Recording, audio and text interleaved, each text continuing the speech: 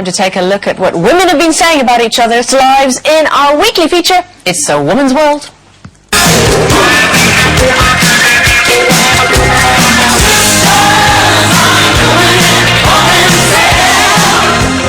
First up, journalist Shane Watson, who's a woman, wrote in the Sunday Times Style magazine at the weekend about what she thinks makes for a good wife. The answer? Make your man your #1 priority. She says, have regular sex, don't resent him unnecessarily, and always be kind and supportive. So, is she right? Should your man always be top of the list? Well, I think it's a good ploy. No, I do, really. If you keep, they're very delicate creatures. And they love a bit of attention, and you get a lot further because you get rid of all the obvious arguments if you're looking after them, well. I do anyway. I think it's... I like the bit about don't resent him unnecessarily. My resentment is always necessary. This sounds like one of those 1950s adverts that you're... Well, that's when I was brought up. Well, but I think, when you work... when we work really hard, a lot of us, they do get a bit, unbalanced in the house. So I think you've got to try that bit harder to... Certainly, I think, you've got to make sure the old shopping's in and the old... But hang on a minute. Right? Recently, I've been working on Waterloo Road and there's all actors. No, I'm just saying, but you work, as you know, 15, sometimes 15 hours a day. And if Tim hasn't been doing the same type of job, because obviously there's one of us there for the kids, blah, blah, blah. If you were working that many hours a day and Mr. Spain, Michael, was at home, would you still finish work at 8 o'clock at night and go to the supermarket and get the food in, even if he was in the house? I'd cook the dinner, but I'll have cooked it on the Sunday ready for the Monday, Tuesday. I feel like a Stepford wife. But I enjoy having my house. I like to be in control. Of doing his own he doesn't cook, but he's brilliant at everything else, and he's very supportive in many other ways, but that's the nature of our relationship, and I like to... That's my home, that's my job, and if I choose to work long hours, I have to kind of, therefore, work a bit harder sometimes to make sure I get... Yeah, but you're working for both of you. You're working to both of your ends to make some money. So is he, but and I like to be in control. I think that's the thing. That helps me to know that my house is... I agree with both of you, actually. I think there's a lot of sense in looking after your man, because if you give him a little, a nudge that, you are thinking about him, they like to know they're being thought about, don't you? Do you mean like Jiggy Jig's nudge? Well, give him a little... You've got to give him a little bit of a kiss and a cuddle every now and again, and you've got to touch them. They like to be touched. And, it's a bit like having a pet, isn't it, in a way. They don't ask for much. Just a little walk and a bit of dinner and, tickle on the tummy when they want it. And, and I can see the sense in that, but I also agree with you, it's difficult when you're a very, very busy person. I mean, when I've got less hours in the day, I do tend to put Beau first. Do you remember that actress that was on, Leslie Cowan, and she was saying a very funny story about Warren Beatty, how he woke her up in the middle of the night and he went, "You're not thinking about me." But men are like that. They just need to know, I think, that you're thinking about them. I do agree with the nurturing thing. I mean, if I wasn't working and Tim was going away for a few days, I know he would love nothing more. Not out of laziness, because he's very capable, but that thing of like packing his suitcase to go type of thing, because it's nurturing. But when I'm that busy, it's terrible.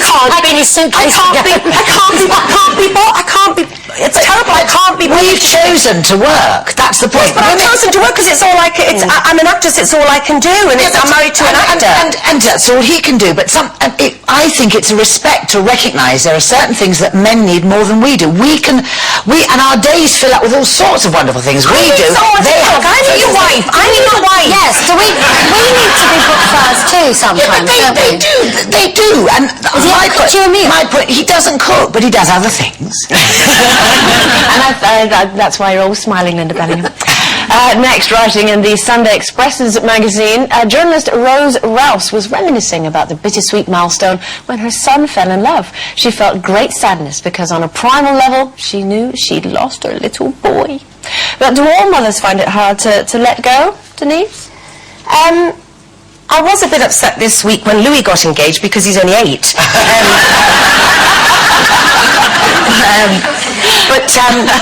But no, Matthew's 20 now, and he's very much in love, and Matthew's very much a one-woman man. You know, he's not a sort of philanderer, which the little one will be, I know, don't know who he takes after.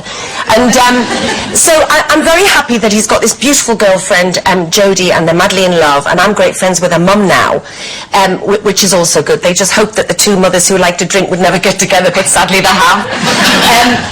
But the only thing that worries me is I just don't want too much too soon, because they both are on the crest of their careers, you know, and I want them to prioritise their careers and put each other second, as it were.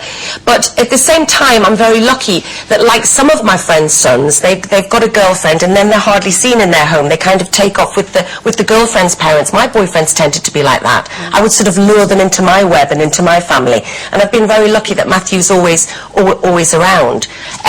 So I'm not frightened of losing him. I just want the girlfriends to be funny. He had a couple who had no sense of humour, and I'd walk back, put something on the table, and then walk behind them and go, no money. Oh. Frankly, I can't wait to get rid of mine. I'd be out there going, excuse me, you free? That's because they're, what, 42? And yeah. I should be like that. Bye-bye. Bye. I remember what my mum was like when I was a kid. I was brought up to believe that I had to marry Prince Andrew. No one else would do. That was it. She was like completely ridiculous expectations, and it was a pressure. So I think with Beau, I'm going to be trying, you know. Is that because you were an only child? I'm an only child, single parent family. Mum had a point to make, sort of sent me to stage school to give me a good start in life, and just thought, you know, if I went into television, I might meet Prince Andrew. You know, I might go to a party and he might be there. Have you ever met him? I've never met him, actually. I've met Edward. Blank me. Completely blank me. Because I'm essentially common. That's why. But with Beau, for example, I'm going to try and be really liberal about her choice of boyfriend, because I'm going to hopefully bring her up that she'll make a decent choice, and, you know, as long as if you know, if he hurts her, I'll probably just punch him. But the important thing, actually, really, and I think this is a guide in a sense in terms of girlfriends, is if the girlfriend is sensitive enough to always remind boys, because they do tend to go from their mother, then they do tend to forget their mums. A good girlfriend, I would always say to the boyfriend, to the boy, you know, you're saying, don't you think we should go and see your mum? And then that's lovely, and then you're kind of in the... And also, I think I brought Matthew well, because obviously he doesn't expect Jodie to wash his clothes or cook, because his mother never did either. I think that it's interesting, you know, you're talking about, you know, Matthew and, is it Jodie? You know, how old are they? 21, 20, something? Yeah, 21 next year. Well, see, my mum and dad never felt that I'd sort of jumped in too early, as it were. I mean, I met my ex-husband when we were at school, so we were sort of 17, 18 when we got together, but my mum and dad got together at 15 and 16, so to them that was perfectly normal. So I don't think they necessarily had that thing of go on, go out, fly the nest, and, you know, try other things or whatever. I think they were just, they felt Were they bothered about you having a career, or were they just more important that you were just settled with a good man? I think they just wanted me to be happy, whichever way round that went. If it was a career that made me happy, then that's great. If it was having a lovely man, then that was great as well. But what I mean is I didn't have any pressure from either of them to, you know, come on, don't you think you're settling down too soon? It wasn't that at all. You know, I had 17 years together with him, and okay, you know, it didn't work out, but I think that was just a sort of rite of passage, as it were. It just took me a really long time to realise it.